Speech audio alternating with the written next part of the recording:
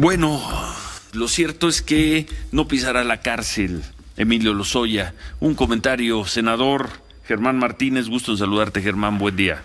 Buen día, Ciro, por la mañana, Manuel, muy buenos días. Pues yo la verdad es que veo que gana Lozoya y gana la Fiscalía.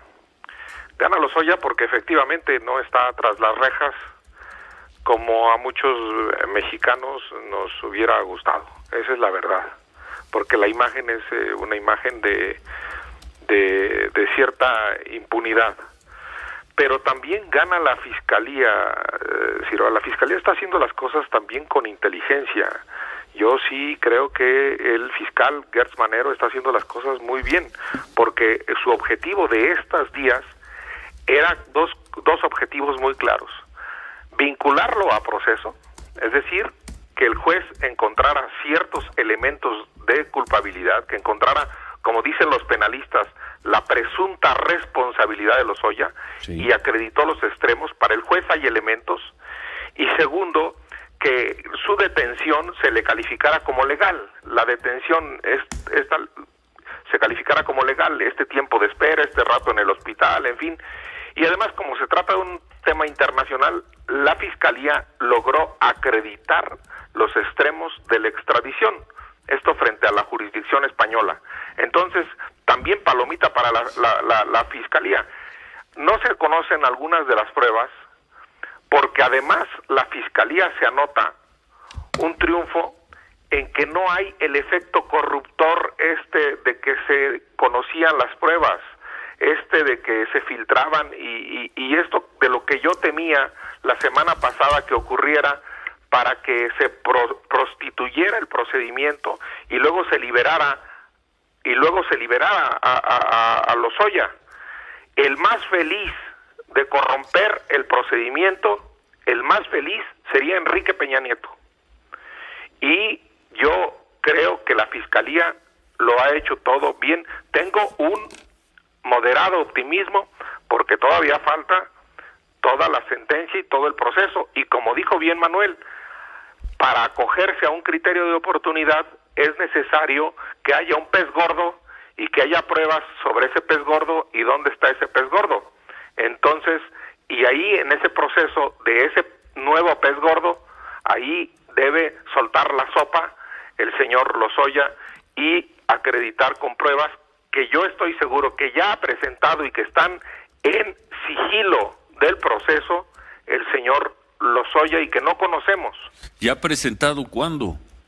No, pues ¿Cuándo las puso? No, pero te pregunto, ¿cuándo podría haberlas presentado? ¿Antes del juicio? No, pues sus abogados en este momento. Sí.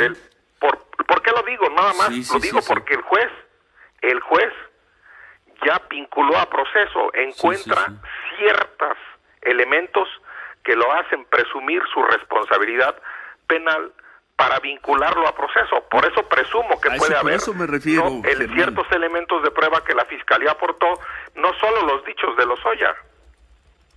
La Fiscalía. Sí, claro, la Fiscalía. Ahora, Ciro, todo el mundo habla del código, debo decir, todo el mundo habla del Código Nacional de Procedimientos Penales, pero hay una ley especial de la que nadie habla, la Ley Federal para la Protección de Personas que intervienen en un procedimiento penal. Esta ley que cuida incluso a los periodistas, que están en riesgo porque delataron algo. Esta ley habla del testigo colaborador en su artículo 2, en su fracción 10ª, y dice que es una persona que accede voluntariamente a prestar ayuda eficaz a la autoridad investigadora y que podrá ser testigo colaborador la persona de la delincuencia organizada, de alguna asociación delictiva o quien pueda ser beneficiado de un criterio de oportunidad.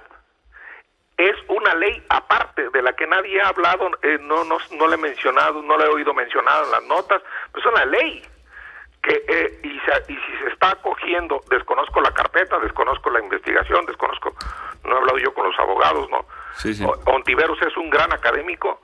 Si se está acogiendo a esa ley, pues es un testigo colaborador que estará allí mientras esté sujeto a proceso y mientras haya una nueva causa mayor, pues Lozoya ahí soltará la sopa y ahí se calificará el criterio de oportunidad, y el criterio de oportunidad sí extingue la acción penal y deja en profunda y clara y lisa y llana, como dicen los abogados, libertad a Lozoya. Ahorita tiene una libertad condicional, tiene un brazalete, tiene tiene que ir al juzgado a firmar, está sujeto al juez, pero si le califican el criterio de oportunidad como válido, va a estar libre y entrega las pruebas, pues estará en libertad plena. Oye, Germán, tenemos que hacer una pausa. Al regresar nos comentas sobre lo que votaron pues hace un rato. Sí. Lo que votaron pues esta madrugada, que también que de algunos ya ni supe cómo. Bueno, dormiste, senador. Antes de que te eches una siesta, Germán, ¿nos esperas y regresamos a la en un momento pausa, contigo? Sí, porque ¿a qué hora terminó el Senado? 4:40. 4:40 y aquí está el senador Germán Martínez con nosotros. Y concluimos con Germán Martínez. Gracias por esperarnos. Germán, ¿a qué hora terminaron en el Senado? No, Ciro, pues tarde, hasta las 4 o algo así. Ya. Sí, más o menos a esa hora. ¿Y votaron qué finalmente y cómo, Germán? Mira, Ciro, yo quiero llamar la atención de algo que no se está diciendo, y es uno de los efectos de COVID que tú persigues muy bien tanto en la televisión como en la radio. Se aprobaron 2 nombramientos. Uno que tiene que ver con el tema de sala especializada en el Tribunal Electoral, faltaba un magistrado, que es el que va a calificar la legalidad de lo que tú y yo decimos en los programas, de las mañaneras, si son legales en tiempos de procesos electorales o no. En fin, ese tiene su propia característica, pero quiero llamar la atención sobre el otro cargo, un cargo nuevo que es el director de conciliación y registro laboral. ¿Por qué? Se nombró al señor Alfredo Domínguez Marrufo. Esto es importante, es el nuevo sistema laboral.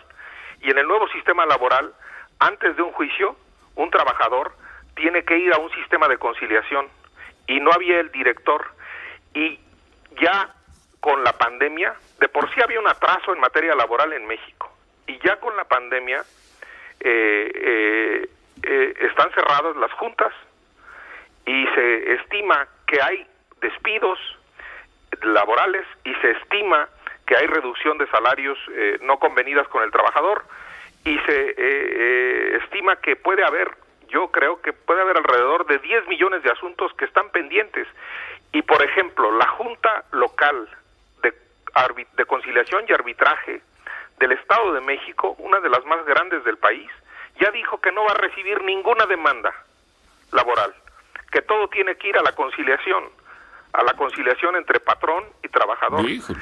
Esto es un verdadero problema de la pandemia, resolver los conflictos laborales que deja la pandemia, los despidos, la reducción de sueldo, los temas que ya estaban pendientes con un nuevo sistema. Y además, la conciliación también es una característica del nuevo tratado de libre comercio con Estados Unidos, el TEMEC. Va a haber paneles laborales para resolver conflictos o para verificar. Suena muy bien en la teoría, Germán, pero a ver. No tenía cabeza. Ayer se nombró a la cabeza al señor Alfredo Domínguez Marrufo. Es uno de los nombramientos que se hicieron, que no podía esperar. Se llama director del Centro Federal de Conciliación y Registro Laboral. No tenía cabeza eso. La verdad es que eso es uno de los problemas para las empresas más graves. Pues ni los patrones están hablando de esto. Imagínate, no va a haber juicios, pónganse de acuerdo. Una empresa le reduce a un colaborador su sueldo en 20% o en 50% por la crisis del coronavirus. El trabajador se inconforma. ¿A qué acuerdo va a llegar con la empresa? No, pues más vale. ¿Y no va a haber juicios ya? Más vale un mal arreglo que un buen pero juicio. Pues un mal arreglo cuando puede haber mal arreglo, pero en muchas ocasiones no hay posibilidad de mal arreglo. Pero está abierta. Esto termina siendo favorable a las empresas, ¿eh? Sí, Ciro, totalmente favorable a las empresas. Yo no niego eso, pero todo ese sistema ni siquiera está. Todo ese sistema, te lo pueden decir cualquier laboralista, todo ese sistema no está en pie. Ni siquiera tenía un director. Eso es lo que quiero llamar la atención. Ya no digamos la calidad de los arreglos sobre la que tú acertadamente preguntas. No está en pie ese edificio. No está en pie el edificio de la conciliación laboral en México. O sea, y con la pandemia encima Hay otro problema, así como hay un problema de salud, como hay un problema económico, hay un problema laboral del que no se habla y del que no había ni cabeza con el director de conciliación, y ayer lo nombramos. Eso es relevantísimo para tratar de hacer algo, de meter las manos en, yo estimo, alrededor de 10 millones de asuntos laborales que van a estar después de que abran los juzgados la semana que entra en México. Eso se aprobó, eso fue lo que yo subrayaría. Ahora, más que todas estas reformas para meter a medio mundo a la cárcel. Quien ocupe vías del tren, por ejemplo, asuntos electorales que ya platicábamos, si tú promueves programas electorales y te acusan, te van a meter a la cárcel, el tema de la corrupción, todo eso, Germán. Dos cosas se aprobaron ayer: esa prisión preventiva y el tema de la posibilidad de adquisiciones de medicamentos en el extranjero. Sí, la tendencia es peligrosísima a antiderechos humanos. Sí, la tendencia es a usar la prisión preventiva oficiosa de manera ya prácticamente generalizada.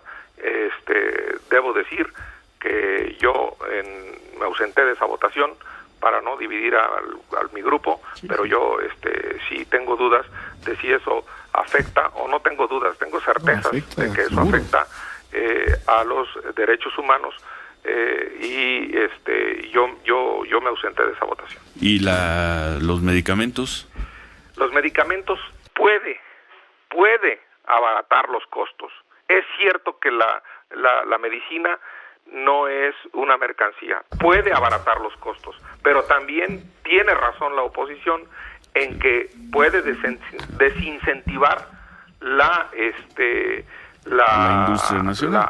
A ver, perdón que te interrumpa, Germán, pero creo que hay una noticia importante, por Ricardo. Favor. Buen día, Ciro Manuel, senador. El presidente Trump está tuiteando una sugerencia para aplazar las elecciones de este año. Dice: con voto por correo universal, la elección del 2020 va a ser la menos precisa y más fraudulenta de la historia. Va a ser una vergüenza para los Estados Unidos. Y luego, entre signos de interrogación, dice: aplazar la elección hasta que las personas puedan votar de manera segura y apropiada. ¿Está pidiendo aplazar las elecciones? Está sugiriendo aplazar las elecciones. Dicen: yo les cuido la Casa Blanca. Las del primer martes de noviembre que viene. Como Frank Underwood en la serie de ¿Cómo ves, Germán? Vote pronto. A mí no me cae bien Trump, no es mi amigo. Yo creo que la Suprema Corte de Justicia de la Nación va a definir que sí hay elecciones. Ese es mi pronóstico, y ahí todo el mundo se forma a la gran Suprema Corte de Justicia de la Nación que tiene ese país. Yo creo que va a haber elecciones. Bueno, por cierto, yo dije que cuando hablaba con la gente del INEGI al principio del programa, que ninguna otra economía occidental tendría una caída mayor que la mexicana, 19% en segundo trimestre. Error. Leo la nota tal como la retoma Expansión. Dice: la economía de Estados Unidos se ha desplomado un 32.9% en el segundo trimestre. La cifra ha sido mejor que las previsiones, que apuntaban a una caída de más de 35%. Entonces aquí nos caímos 19%, allá 33%. Lo que tiene que ver con las remesas, eso, la caída de allá será caída en remesas para acá. Parece que no, parece que lo último que dejan de gastar los mexicanos en Estados Unidos son las remesas. En fin, muchos temas. Muchas gracias, Germán. No, al contrario, Ciro. Gracias. Un saludo, Manuel, que estén bien. Buen día. Adiós.